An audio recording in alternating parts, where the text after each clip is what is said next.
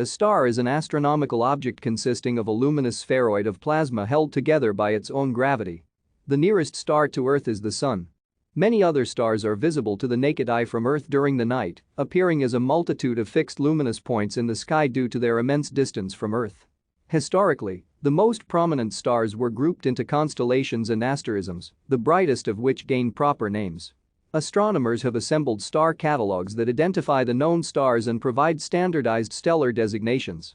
The observable universe contains an estimated 1 × 10^24 stars, but most are invisible to the naked eye from Earth, including all stars outside our galaxy, the Milky Way. For most of its active life, a star shines due to thermonuclear fusion of hydrogen into helium in its core, releasing energy that traverses the star's interior and then radiates into outer space. Almost all naturally occurring elements heavier than helium are created by stellar nucleosynthesis during the star's lifetime, and for some stars by supernova nucleosynthesis when it explodes. Thank you for watching.